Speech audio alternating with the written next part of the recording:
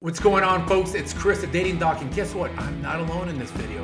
I have Tony, Stephanie, Ashley, and Courtney, and they're all going to respond to a TikTok video that goes into situationships.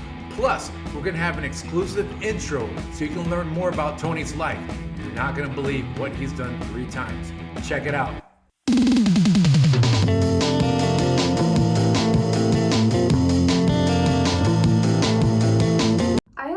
Situation more times than I would like to admit. This is what I call a situationship that's in between dating and friends, and I think it deserves its own name because so many people find themselves in this situation that it needs its own name. But when these situationships end, they do hurt so differently than just a breakup. Not necessarily worse, but it's a different kind of pain. It's a pain of what could have been. And I think that's because, at least for me, none of my situationships have ended in a fight or an argument or anything bad happening between us.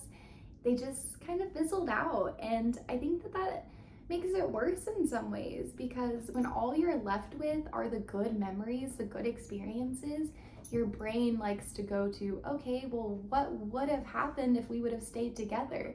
Based on what I've experienced, all these good memories, all these good times, it would have been the best relationship in the world.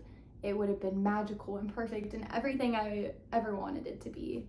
But that's not necessarily the case. And I think with relationships, we get to see the good, the bad, and when you do break up, you know that you gave it your all and it didn't work out. So you're not left questioning anything.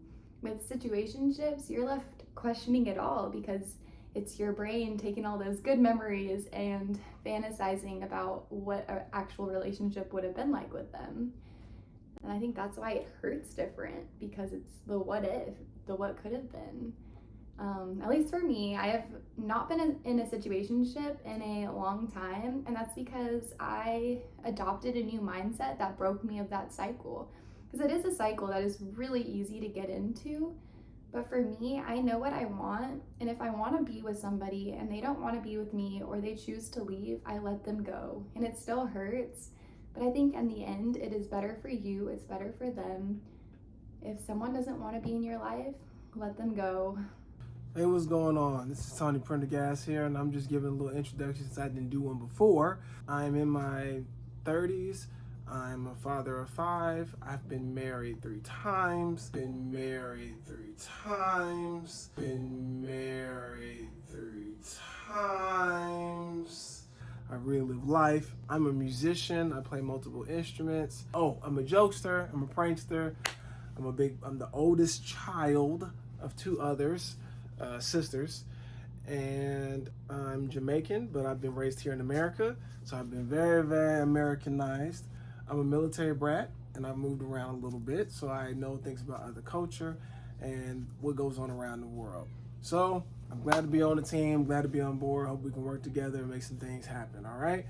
Hope that was good enough for you, man. Hope to see you soon, man. God bless. This video right here is something I would like to call a situationship.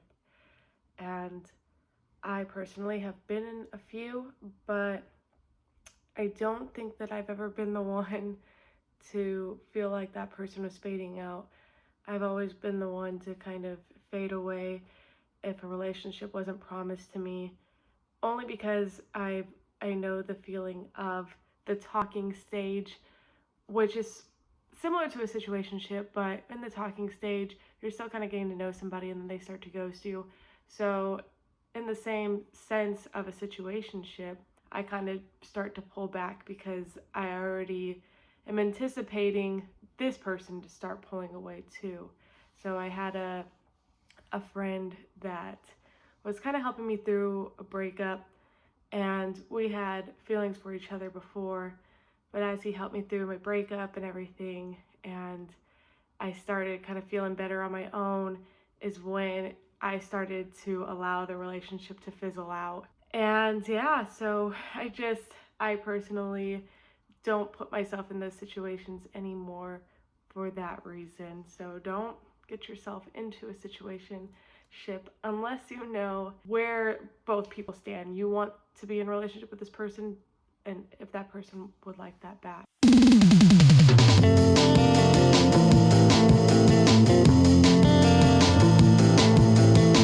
So this video is extremely relatable for me. This has happened no less than 3 separate times in the last 2 years. When I initially separated from my now ex-wife, I lived with a friend for a couple of months, somebody that I've actually known since high school, so at least 10 years. And we've been really close friends in all that time. I mean, we kind of been in and out of each other's lives, but during this particular time, we just had very intimate, raw conversations. There were things that we told each other that we never told anybody else. And there were no closed doors, I mean. But at the same time, she was seeing other people. But there was a moment where we sort of acknowledged that between ourselves, that we were something more than friends, but never broke that boundary. She doesn't talk to me anymore for reasons that are not completely known to me now. She's blocked me on everything. It happened again somewhat more recently with a girl who I was talking to every day, hanging out with all the time.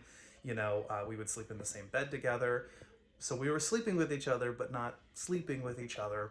I kissed her on the forehead. We called each other pet names. And again, there was just that understanding that there was, you know, and it was more than just talking to someone. There was the grounds of a relationship. We would do relationship type things for each other, get each other gifts, but you know, just eventually I actually ended up being the one to fade out of that situation.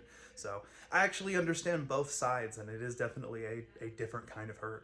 So I hope you enjoyed the video. What I'm trying to do is I'm trying to give you a little bit of variety so you get different viewpoints, angles, and perspectives from different folks, whether they're single, whether they're taken, whether they're married. And that way you can learn a lot more than just from this fella right here. So hey, don't forget, click like and subscribe, comment below, let us know how much you liked the video. It's Chris the TheDatingDoc signing out. Peace.